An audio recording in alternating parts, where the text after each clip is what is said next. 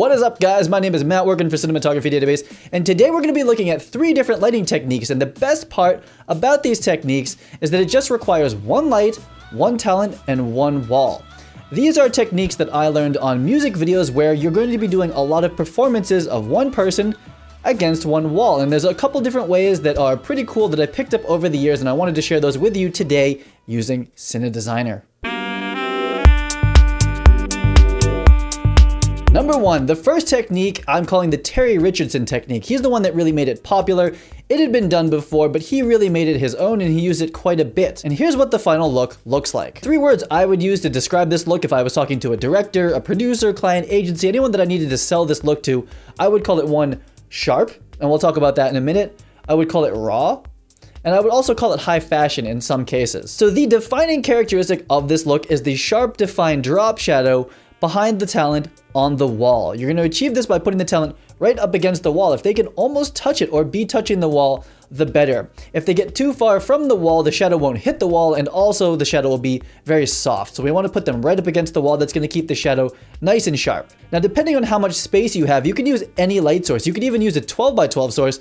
It would just need to be like really far away. But to make your life easier, what you're going to want to use is a hard light source or a small light source relative to the talent. So something like a spotlight's going to work pretty well, or you could even use a chimera or an area light as long as it was a little bit farther away. The smaller the light source relative to the talent, the sharper the shadow will be, and that's the whole idea of this look. Okay, so we have our talent right up against the wall. We've got a hard drop shadow. The next thing we want to look at is the height of the light relative to the talent. If you put the light about head level and you're shooting a medium shot, the shadow will actually go behind the talent, so you won't really even see it. But this is a look that you can go for.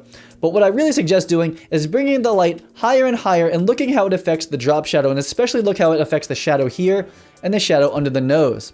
Once you get the height that you like, you want to start to bring it from directly behind the camera to a little bit to the side, and you're going to get a drop shadow that looks something like this. This is what is very popular, and this is a great look, and you can use this against basically any surface. Different surfaces will reflect differently. A white wall has its own look, and this is a great look if you're going for a quick music video setup. This setup is obviously very simple, and your crew might be like, you just want me to point one light at her or him, that's it, that's all you want to do. But once you look at it on the monitor and the client sees it and the director sees it, no one has an issue after that point. And for this particular lighting setup, we wanted the camera to be shooting straight at the wall, so keeping it pretty perpendicular, keep it pretty Wes Anderson, if you know what I'm saying.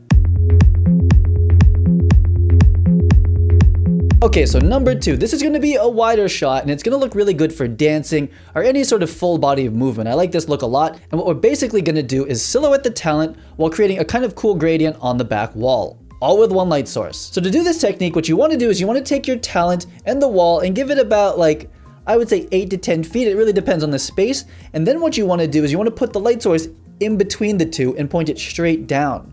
Now, depending on the type of light source, you're going to have to play with the distances, but the idea is to have the light source so that it's hitting the back wall and it's also hitting the back of the talent, but nothing hits the front of the talent. So again, we want to keep our camera perpendicular to the wall, and when we expose for the wall, depending on what color it is, if it's white, you want to kind of overexpose. If it's a texture, you want to expose for the wall. What you're going to get is a very bright wall, but a very dark person in front of it who has a little bit of backlight on them. This is going to look phenomenal for dancing. It's a very cool silhouette shot, slow motion, go crazy. This setup works really well. Okay, so number 3, I'm sad that this is already coming to an end.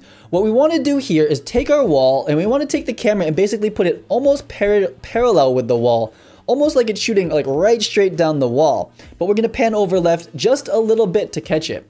And what we're going to do is we're going to put our talents back against the wall and have them lean right against it. So this is the framing. I think we've all seen this. It's basically a profile shot with the wall going off in perspective. And what we're going to do for the lighting in this is called far side keying. We're essentially just going to put the light about 10 feet away from the talent and point it right back at them. And what you're going to want to play with is the distance from the light to the wall. You could actually have the light basically in the shot and have the talent cover them. That's a certain look. Or you can come off the wall a little bit more. This is what I like, and really play with how much the light hits the wall and how much it hits the talent. So again, in this case, we're kind of playing with some silhouettes, but we clearly can see that we are edge lighting the talent. This is one of my favorite setups, and honestly, if you use setup 1, 2, and 3, you'd have a decent looking music video, and you could just change the walls up. I think that would look pretty good, especially on a low budget project. That is going to wrap it up for this episode. I really hope you enjoyed these 3 lighting techniques. I know that they're really simple, but honestly, they are extremely powerful. And if you wanted, I could go into depth with each one. There's a lot of different variations and other things that we didn't look at. I tried to give you a quick high-level look at these lighting concepts. If you like this video, give the video a like. It only takes a second. And subscribe to the channel. We have a lot more content just like this coming up. In the comments below, let me know if you've used any of these lighting setups or if you want me to go into more depth about one of the 3. I would be very happy to do that using Cine Designer, and very soon I'm going to be able to do these on set. I'm working with some studios. I've acquired some lights. I have some camera. I'm getting all this stuff together so that I can do actual live action cinematography tutorials. Those just require me to leave my attic and my house, so, you know, they cost money and they're a little bit more difficult to do. I will see you guys on the next episode. You get out there and plan better, shoot better.